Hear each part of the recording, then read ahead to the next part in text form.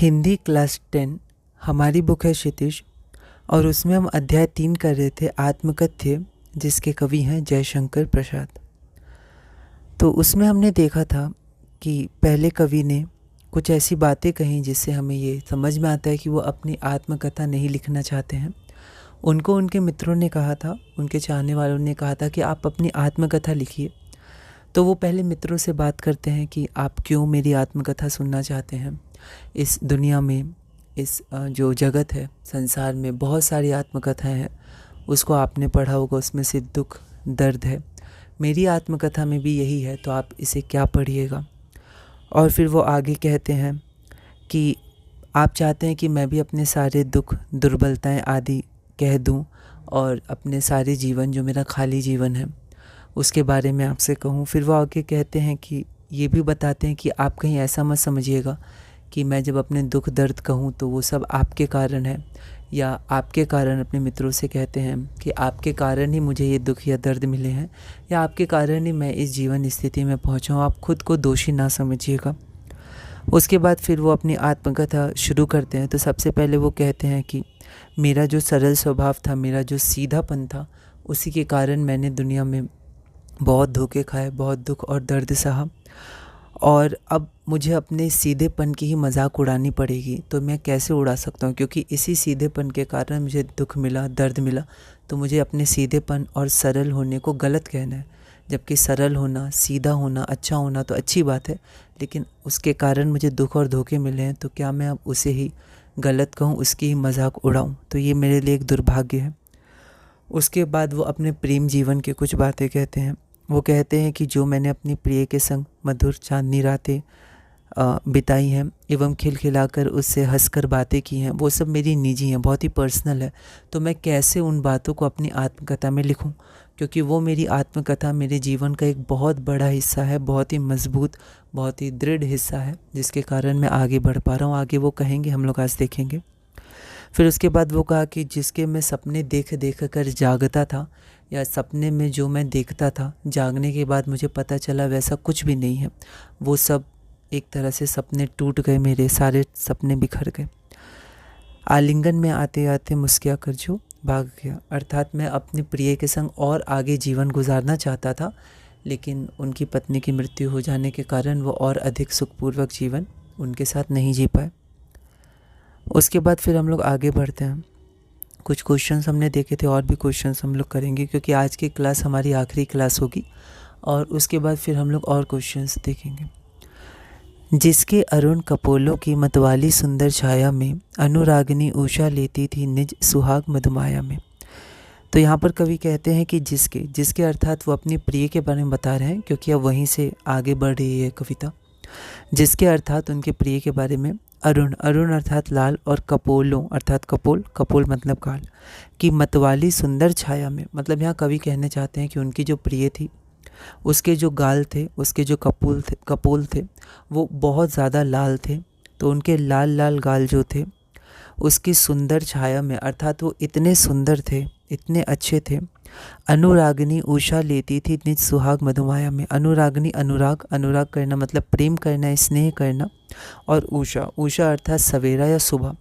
तो जो प्रेम भरी सुबह है या प्रेम भरा सवेरा है, वो लेती थी। क्या लेती थी? अरुण कपोल। तो लाल लाल गालों से लालिमा लेती थी।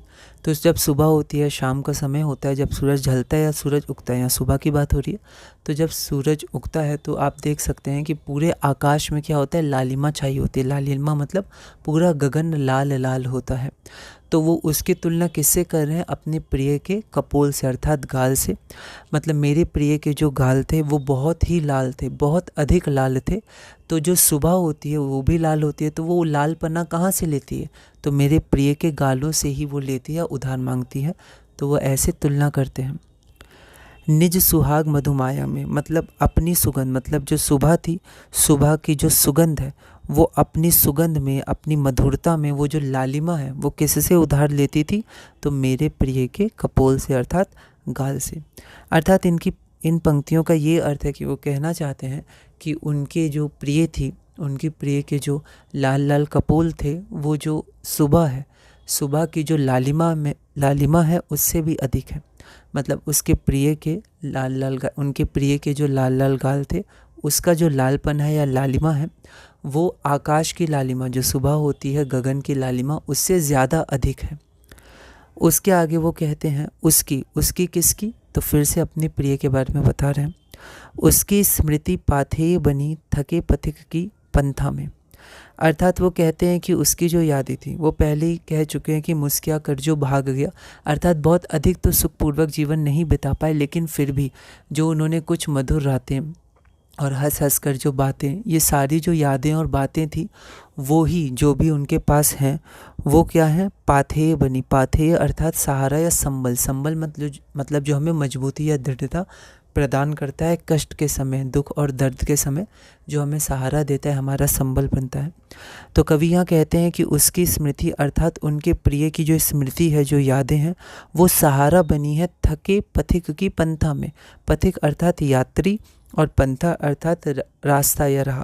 तो वो अपने आप को एक थका हुआ यात्री बताते हैं। वो शुरू में भी ये कहे थे कि मेरा जीवन एक पेड़ के समान है जिसकी सारी पत्तियां झड़ गई हैं। सारे जो हरे भरे पत्तियां थी, फूल थे, फल थे, वो सब झड़ चुके हैं। अर्थात उनका जीवन बहुत ही दुख और दर्द से गुजरा है और बहुत सारे दुख और दर्द हैं उनके जीवन में। तो वो अब वो थक चुके हैं। वो आगे जीवन तो जी रहे हैं पर वो बहुत थके हुए हैं इतने सारे दुख और दर्द को सहने के बाद। तो वो कहते हैं मैं जो एक थका सा यात्री हूँ अपने जीवन में, उस जीवन में, क्योंकि आगे रास्ता है, आगे और जीवन है, तो उस रास्ते में मेरा जो सहारा बना है आगे जीवन जीने के लिए, मैं पहले से बहुत ज़्यादा थक चुका हूँ, थका पथिक हूँ मैं। तो मेरा जो आगे का रास्ता है उसमें पाथे अर्थात सहारा कौन बना है, मैं आगे और कैसे जी पा रहा हूँ, तो उसमें उसकी स्मृति अर्थात मेरे प्रिय की जो स्मृति है वो सहारा बनी है, संबल बनी है, जिसके कारण मैं थका होने के बावजूद भी अपनी जीवन यात्रा को आगे बढ़ा पा रहा हूँ। आगे वो कहते हैं सीवन को उधेड़ कर देखोगे क्यों मेरी कंथा की। अर्थात सीवन अर्थात हम लोग यहाँ पर समझ सकते हैं सिलाई। एक कपड़ा होता है, कपड़ा को हम लोग सिल देते हैं, बहुत सारे कपड़े होते हैं, उसके बहुत सारे टुकड़े होते हैं, उनको हम लोग एक एक करके सिल देते हैं तो फिर एक कपड़ा बन जाता है। तो वो कहते हैं मेरे जीवन में अब सब कुछ सिला जा चुका है, अर्थात मेरे जितने भी दर्द थे, दुख थे, वो सब अब सो गए हैं, मैं उनको वापस याद नहीं करना चाहता हूँ। तो तुम क्यों चाहते हो मैं अपनी आत्मकथा लिखूं, क्योंकि आत्मकथा में मेरे क्या है वो पहले बता चुके हैं। औरों की तरह तुम्हें क्या मिलेगा, दुख और दर्द ही मिलेगा। दुख और दर्द फिर से लिखने के लिए मुझे वापस पीछे जाना होगा, दुख दर्द को याद करना होगा, जिसके कारण मुझे फिर से दुख होगा, फिर से दर्द होगा। बहुत ही मुश्किल से मैंने उनको सुला दिया है, क्योंकि वो बार बार उठते थे तो मुझे दर्द देते थे। तो बहुत ही मुश्किल से, बहुत ही कठिनाई के बाद मैंने अपने दुख और दर्द को सुला दिया है।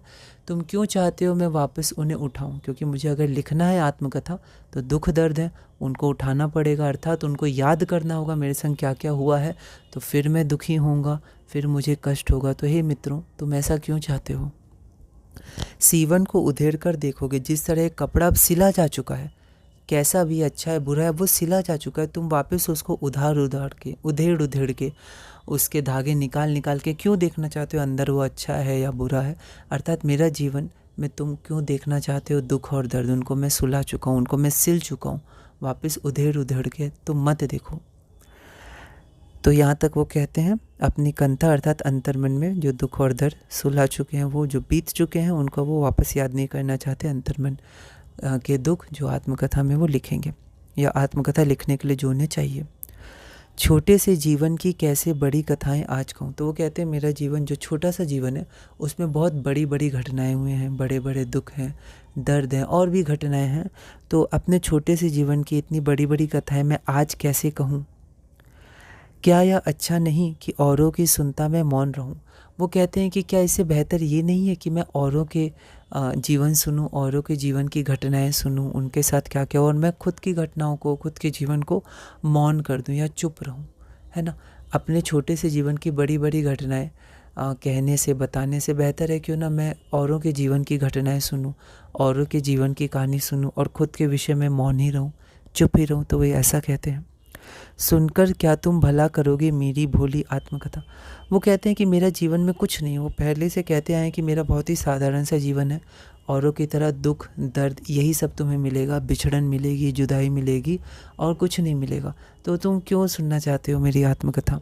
और सुनकर तुम क्या भला करोगे, अर्थात तुम करोगे क्या? तुम कुछ नहीं करोगे, मतलब तुम कुछ नहीं कर पाओगे, क्योंकि मेरे जीवन में ऐसा कुछ है ही नहीं जिससे तुम कुछ कर पाओ या फिर जो तुम्हारे काम आए। मेरे जीवन में ऐसा कुछ भी नहीं है। तो तुम मेरी भोली भाली सीधी सादी आत्मकथा सुनकर क्या करोगे? तुम्हारे उपयोग के लिए उसके अंदर कुछ भी नहीं है। अभी समय भी नहीं, थकी सोई है मेरी मौन व्यथा। अभी समय भी नहीं, ये क्वेश्चन भी है, ये इंपॉर्टेंट क्वेश्चन भी आता है कि वो ऐसा क्यों कहते हैं कि अभी समय भी नहीं। तो इसको हम लोग अलग अलग तरह से देख सकते हैं। मैं एक बार कोशिश कर रहा हूँ जो मैंने पढ़ा है, जो मैंने समझा है कि क्या वो कहना चाह रहे हैं। आप अलग अलग जगह से आप भी समझ सकते हैं, देख सकते हैं। तो अभी समय भी नहीं, इसका अर्थात मतलब वो कहना चाह रहे हैं कि अभी मेरे जीवन में दुख दर्द के अलावा कुछ नहीं है। मुझे नहीं लगता है कि मैंने अभी कोई ऐसी उपलब्धि की है या ऐसी कोई महानता प्राप्त किया, ऐसा कोई अच्छा कार्य किया है जिसको मैं अपनी आत्मकथा में लिख सकूं। मेरी आत्मकथा में तुमको दुख दर्द बिछड़न और यही सारी बातें मुख्य तौर पर मिलेंगी।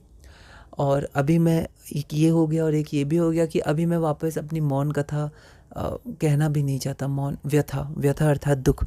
तो मेरी जो कथा है उसमें व्यथा के अतिरिक्त कुछ भी नहीं है। तो बहुत ही मुश्किल से मैं अब आगे का कार्य कर रहा हूँ। मैंने बहुत ही मुश्किल से सारे दुख और दर्द को एक तरह से सह लिया है, एक तरह से सुला दिया है, एक तरह से अब उनको याद नहीं करता हूँ। तो इसलिए तुम वापस क्यों उनको जगाना चाहते हो? तो मैं अब आगे का कार्य नहीं कर पाऊँगा अच्छे से, जीवन यात्रा फिर मैं आगे की कैसे अच्छे से चल पाऊँगा जीवन यात्रा, क्योंकि वो यात्री कहते हैं खुद को। अगर तुम वापस वो सारी दुख और दर्द घटनाएं मुझे वापस याद करने के लिए कहोगे, वापस लिखने को कहोगे, तो इसीलिए मैं अभी नहीं कहना चाहता, अभी समय नहीं है। तो एक आप ये कह सकते हैं कि अभी समय नहीं है क्योंकि कवि कहते हैं कि उन्होंने अभी कोई ऐसी उपलब्धि या ऐसा कोई कार्य किया नहीं है जिससे वो बता सके अपनी आत्मकथा में, उनकी आत्मकथा में दुख दर्द कष्ट हैं। और दूसरा ये कि वो बहुत ही मुश्किल से अपनी मौन व्यथा को, अपनी दुख और दर्द को सुलाए हैं, अर्थात वो बहुत ही मुश्किल से इन सब से ऊपर उठ के आगे बढ़ पा रहे हैं। तो वो वापस पीछे नहीं जाना चाहते, वो वापस उन दुखों उन दर्द को याद नहीं करना चाहते। तो बहुत ही कठिनाई से उन्होंने अपनी व्यथा दुख को सुलाया है, मौन कर दिया है। तो ऐसे करके आप आंसर बना सकते हैं, क्योंकि डायरेक्ट क्वेश्चंस तो अब नहीं आते हैं। ऐसे ही सोच सोच के आपको लिखना पड़ता है कि ऐसा क्यों कहा, इससे क्या आशय है, इसका भाव क्या है, भाव स्पष्ट कीजिए। तो आदि ऐसा है। तो वहाँ ये कहते हैं अभी समय भी नहीं। जयशंकर प्रसाद जो थे वो एक हिंदी के बहुत ही महान कवि हैं और बहुत ही बड़े कवि हैं। लेकिन फिर भी वो कहते हैं कि अभी समय भी नहीं, तो अपनी आत्मकथा में वो ये लिखते हैं। तो इसमें इतना ही है। और अब हम लोग क्वेश्चंस देखेंगे। क्वेश्चंस इसमें आए हुए हैं, अच्छे क्वेश्चंस आते हैं। डायरेक्ट क्वेश्चंस अब नहीं पूछे जाते हैं, लेकिन फिर भी एक्सरसाइजेस के क्वेश्चंस इंपॉर्टेंट है, क्योंकि उनको हम लोग देख के क्वेश्चंस बना सकते हैं और ज़्यादा से ज़्यादा क्वेश्चन प्रैक्टिस बहुत इंपॉर्टेंट है। तो ये कविता हमारी पूरी हुई। अब हम लोग अगली वीडियो में, अच्छा यहाँ पर मैंने लिखा है तो उसको एक बार हम लोग देख लेते हैं कि कवि और क्या क्या कहना चाहते हैं। तो कवि इन पंक्तियों में, देखिए यहाँ पर थोड़ी गलती होगी, तो यहाँ पर ओवर राइटिंग की जगह आप ऐसे कर देते तो ज़्यादा सही रहता। यहाँ पर बस इन लिख दीजिए, है ना। तो कोशिश करेंगे कि हमसे ये गलती ना हो, कम से कम हो, इतनी प्रैक्टिस करेंगे। बोर्ड में जितना नीट एंड क्लीन है उतना अच्छा है। तो यहाँ पर मैंने कुछ लिखा है, आप एक बार देख सकते हैं। कवि इन पंक्तियों में कहते हैं कि उनके प्रिय के लाल लाल गाल इतने सुंदर थे कि प्रेम भरी सुबह अपनी सुगंधित मधुर लालिमा उसी से उधार लेती थी, उसी से लेती थी या उधार लेती थी। उसी से मतलब उनके प्रिय के गालों से, कपोलों से, क्योंकि वो इतने अधिक लाल थे। अर्थात कवि के प्रिय के लाल कपोल सुबह की लालिमा से भी अधिक सुंदर थे। आगे कवि कहते हैं कि उनके प्रिय की स्मृति अर्थात यादें ही उनके थके जीवन में सहारा हैं। वह कहते हैं कि मुझ थके यात्री को मेरे प्रिय की यादें ही सहारा देती हैं। आगे वह अपने मित्रों से कहते हैं कि तुम क्यों मेरे उन दर्द और दुखों को उधेड़ कर देखना चाहते हो, अर्थात उन बीते सोए दर्द को वापस जगाना चाहते हो। आगे कवि अपने मित्रों से कहते हैं कि तुम मेरी भोली भाली सीधी सादी आत्मकथा को सुनकर, तुम मेरी भोली भाली सीधी सादी आत्मकथा को सुनकर क्या करोगे? मेरे जीवन में ऐसा कुछ भी नहीं जो तुम्हारे लिए उपयोगी हो। कवि कहते हैं कि अभी उन्हें आत्मकथा लिखने का समय भी नहीं, अर्थात अभी समय नहीं आया कि वो अपनी आत्मकथा लिखें। अभी उनके जीवन में बीते हुए सोए हुए दर्द, दुख, पीड़ा और कष्ट ही हैं जिन्हें वो वापस जगाना नहीं चाहते। अभी उनके जीवन में ऐसी कोई उपलब्धि नहीं जिसके विषय में वो लिखें। तो यहाँ पर कवि ये कहना चाहते हैं, मतलब एक बार मैंने कोशिश किया कि एक कवि क्या कहना चाहते थे, तो एक सारांश के रूप में हमने देखा। बाकी आप और क्वेश्चंस प्रैक्टिस कर सकते हैं, पढ़ सकते हैं, क्योंकि ये इम्पॉर्टेंट है। इससे क्वेश्चंस आते हैं और अच्छे अच्छे क्वेश्चंस आते हैं। भाव स्पष्ट कीजिए, कवि ने ऐसा क्यों कहा, इन पंक्तियों से कवि का क्या आशय हो सकता है, आदि आदि। तो इस वीडियो में हमने ये पूरा किया। अगली वीडियो में हम लोग इसके क्वेश्चंस करेंगे और इसी तरह धीरे धीरे हिंदी क्षितिज कक्षा 10 NCERT CBSE में आगे बढ़ेंगे।